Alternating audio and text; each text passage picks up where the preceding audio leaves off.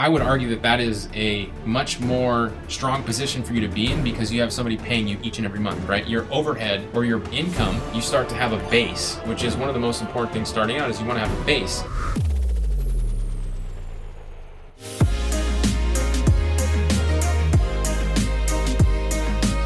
So properly nurturing your client relationships can mean so many things for building a killer business. I'm talking about keeping somebody for a long period of time in your circle of influence. Think about somebody that pays you $500 a month or $1,000 a month. Rather than just having them pay you for 1 month, you can keep them around because you nurture that relationship well for 6 months, 12 months, meaning $6,000 or $12,000. Or for us, a lot of our customers don't ever cancel, right? We nurture those relationships and we build on those relationships so well that they don't ever leave. And that's what I want to share with you in this video. We've been able to grow and perfect a way of nurturing our client relationships over the years that isn't something that is crazy that you're going to have to, spend hundreds of hours of time investing and figuring out how to do. I'm going to share with you some tips that you can take right now, implement them into your business, and you can start nurturing relationships like we have so we can continue to grow on those relationships and keep them around for a longer period of time. So let's get into the video.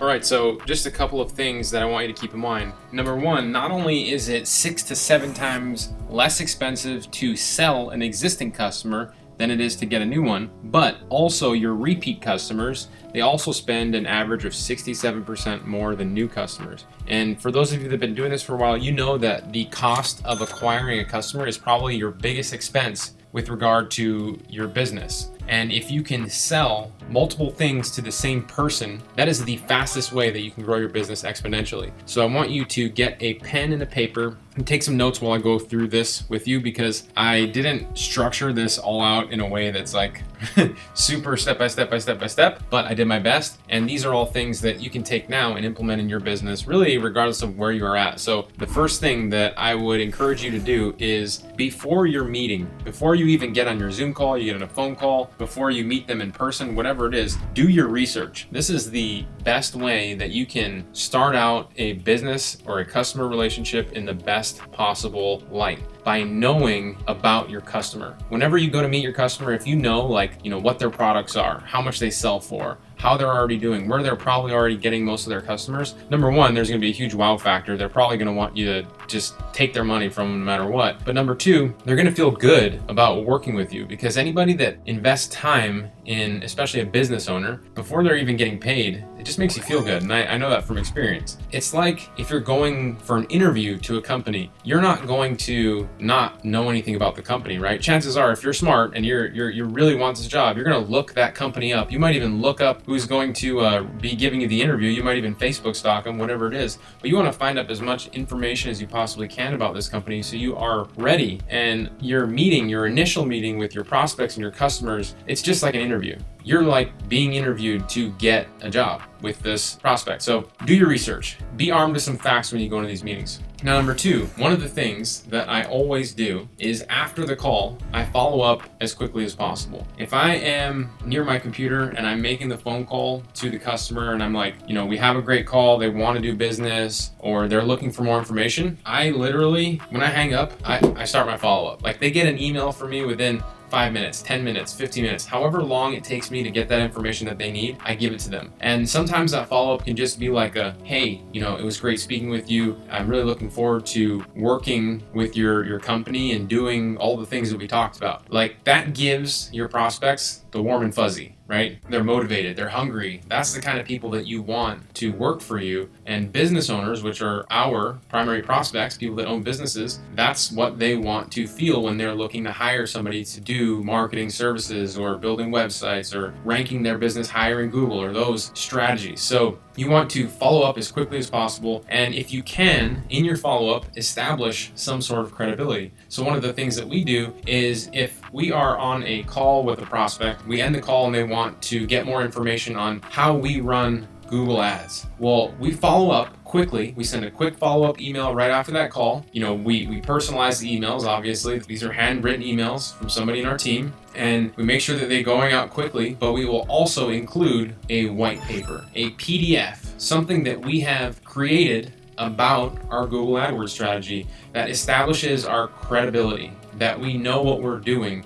and it gives the person on the other end the option to read up on whatever it is that we're trying to sell them. Because oftentimes it's, especially for me, it's difficult to put into words and translate for people what we do. And they also sometimes just need something else, a different modality to be able to read what they're getting into. Because if somebody doesn't know how to run Google Ads, they don't know what ad spend is, they don't know what pay per click means, they don't know all those things. If they have it in front of them in like a PDF or a document that they can read and take time to understand, it goes a lot further. What people don't like is being confused before you ask them for money. They want to know that their money is going exactly where they want it to be going. So the white paper, the PDF, that's a great way to establish credibility, and we always add that in our follow-up after our prospecting meetings, even if we get the sale. If we get the sale, we still give the white paper because it just establishes our credibility even more, sets us up for being an expert, and sometimes it even gets people to ask more questions about what else we can do for them. Now, when we send these emails, this is the next piece,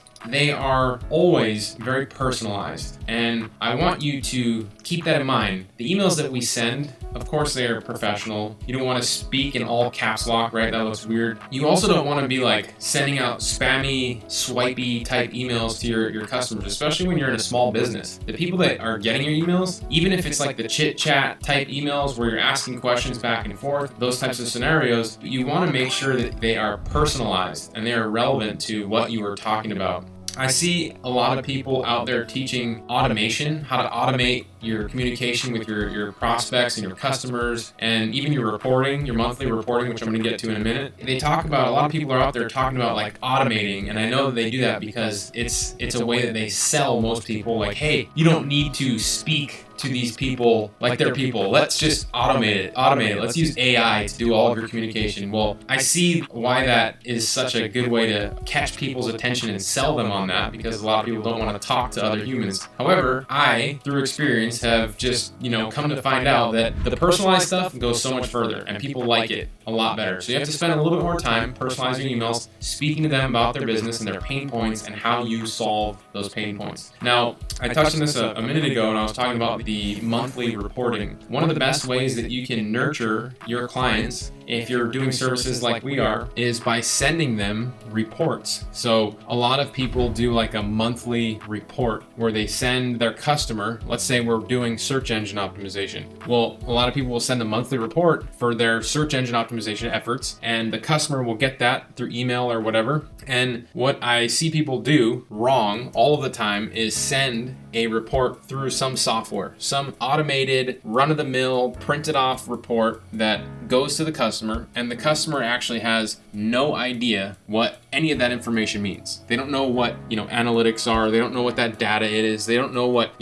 dwell time on a site and first response and first time to byte and all those little buzzwords and tech talk and things that go into search engine optimization that we just assume customers and business owners know. They don't know that stuff. And that's why the reporting that we send, I actually have an example for you here. Let me pull it up. The reporting we send is much more targeted, personalized, right? So we have, a cover sheet. This is a PDF that you're looking at here. It's going to do no good to contact this person to do business with them. They are a very much diehard NPM agency fan because we do so many good things for them. So there's no reason for you to even reach out to them. Anyway, this is a report. We send this each month, and we talk about what we're doing for them. So this is for search engine optimization, right? So we have somebody on our team write these reports every single month. They take the screenshots and gather this data and compile it.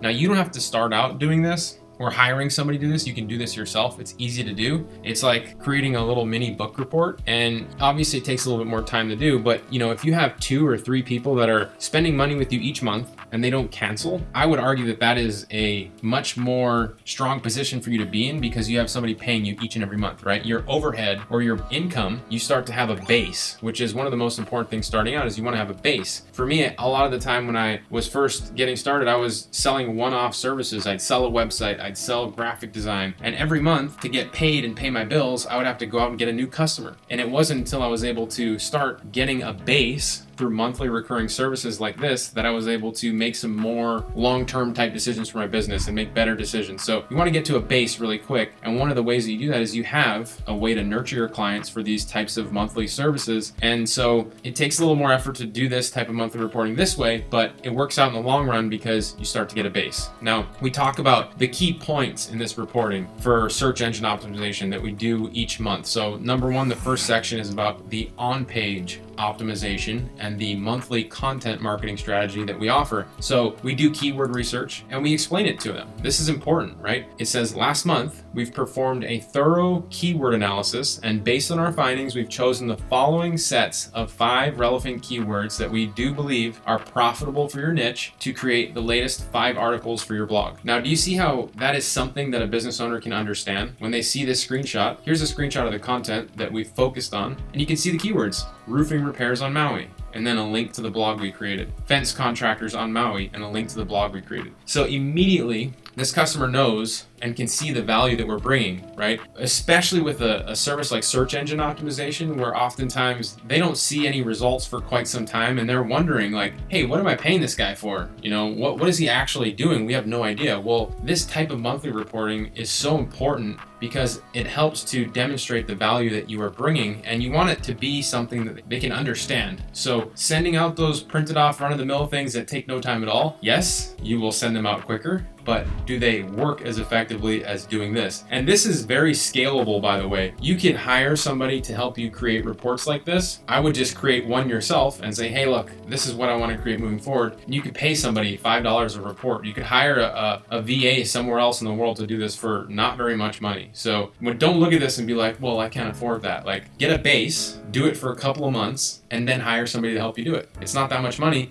and you can allocate this money for the reporting in whatever you're charging for your customers. So if we're charging $1,000 a month for SEO, a portion of that goes to content writing, a portion of that goes to reporting, a portion of that goes to buying signals for the site. And so at the end of the day, we have around a 70% margin on what we keep. So you factor all that stuff into your service. Now, the next section, we talk about the off-page optimization, backlinks. And it says last month, we reached out to a blog in your industry and got 1 new backlink from them to your website. And then it also says our writing team has prepared a relevant guest post that contains an anchor text and information that points to your website. And then it talks about what they're looking at and why that's important. And then, of course, the most important part is probably the ranking report, right? We break down every month the biggest gains in the keywords that we are now ranking for. And for the customer to see this, they know that, for custom door services, we used to rank number 17, and now we're 9. So every month that they get this, they're being nurtured, they're seeing the value that we bring, and it's very important to constantly do this so that your customers know that you're bringing this to the table and they want to continue to pay you. It's really why nurturing is so important. And then finally, you have a conclusion. Next month, we're gonna do this. And that's what we do. In our conclusion, we say, last month was great, here's what we're gonna do next month, and we tee it up and we set it up so they want to pay us again. Right? Very important. You want to have somebody want to pay you again. And by the way, if you've gotten any value out of that report or this video at all, please smash the like button and subscribe to the channel if you already haven't done that. And let me know in the comments below, what have you learned so far out of this video that was the most beneficial to you? And the final thing that I want to talk about is checking in regularly with your customers. You want to not just set and forget forever. And if you bring somebody in and you are doing something for them, you want to check in with them and say, hey, I just wanted to circle back around and see, how are things going? Have you gotten any new phone calls? Has your website gotten any new sales? What we have done for you, is it working? That little check-in is going to allow you to set yourself apart from so many other marketers and little, digital marketing companies out there, because most people, and I know this from experience, from talking to thousands of business owners myself, that most of them are usually looking for a new company to work with because the last one they worked with sucked. They either had poor communication, didn't deliver on what they promised, or took forever. And if you are able to come in and just immediately have good communication and circle back around and hear their needs and make sure that those are being met, then they are going to love you and probably stick around a lot longer than you would have ever imagined just by doing that. I would argue that you can suck